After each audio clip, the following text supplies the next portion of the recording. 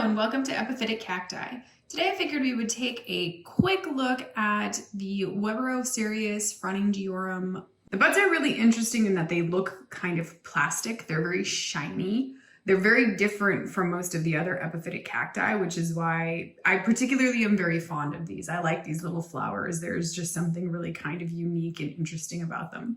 Having said that, there is something about these, and it is something that happens with a lot of the epiphytic cacti species. They only bloom at night. The plants, the flowers will actually adapt to attract the correct pollinators. So whatever pollinates this is night active. So it's probably moths or bats. The flowers only last one night. I think for a lot of people, if you're growing plants for the flowers, for the blooms, that's probably not an ideal thing. However, there is also something, there's kind of a pro about this that I'm gonna say, is that something that rare, something that really only blooms one night, like it only lasts for like a fleeting moment, that has its own special kind of beauty here. So I do think that these are beautiful for that. I do, however, think that it is a little difficult to stay up super late to catch those blooms because it depends. Like last night in the evening, I looked at this flower and it wasn't even kind of open. And I'm gonna guess that this flower actually opened kind of in the wee hours of the morning. So that's just a little bit of an FYI. If you're gonna grow the species and they're night blooming and they only last for one evening, be prepared to stay up really late to catch those blooms. This bloom, however, is not super closed up, which is what normally happens, which is the reason why I think that this guy must have bloomed fairly early in the wee hours of the morning, because it's not really completely closed. It is closing. So I would say it's definitely partially closed at this point, but it is not fully closed. There you go. So like I said, you can definitely see that it's closing. This would be considerably more open here. These produce an excessive amount of pollen. I mean, they are definitely pollen producers. And there is something kind of funny, is that I do think that the Weberocereus flowers, as they're closing, they are really beautiful. I think that the Weberocereus bradii flower, as it's closing, is actually more beautiful to me than when it is open.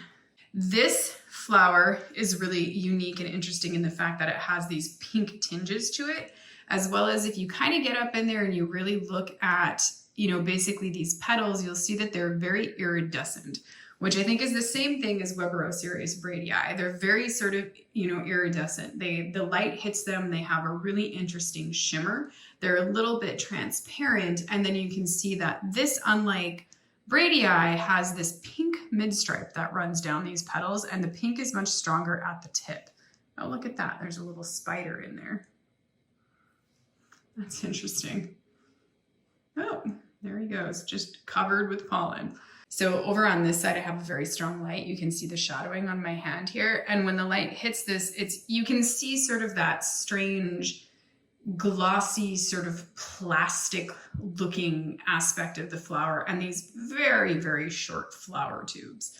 There goes that little pollen-covered spider again. That little guy is confused. He's like, I don't know if I want to go back into that pollen place. He just keeps falling down and climbing back up. Right. So anyway, and you can see how interesting and short, it's hard to kind of describe here, but these are thick and sturdy. These are not really soft, delicate sort of petals on the outside. They're very thick. They're very sturdy. And like I said, the best description I can come up with for the way that those outer petals are is plastic.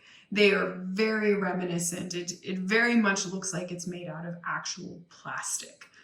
And then as you kind of get in here, they do start to get a little bit softer. And then towards the very inside, they're extremely delicate.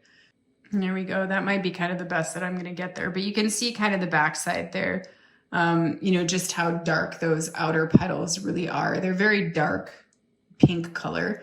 And like I said, I think that this is fairly unique for this specific genus to have these pink flowers like this. So it's really, really an interesting one. I really do absolutely adore the genus Weberocereus, and I absolutely adore this specific plant. I love these plants. I think they're beautiful. I think these little flowers, and they are small, by the way. These flowers are not very big. I would actually say that it's probably 1.5 inches in length. If we're measuring from the base of the flower to the tip of the flower, you can see, you know, if I kind of put my hand in there, you'll get kind of an idea. I hope that you've enjoyed Weberocereus frohningiorum. Thank you for watching, and happy cacti growing.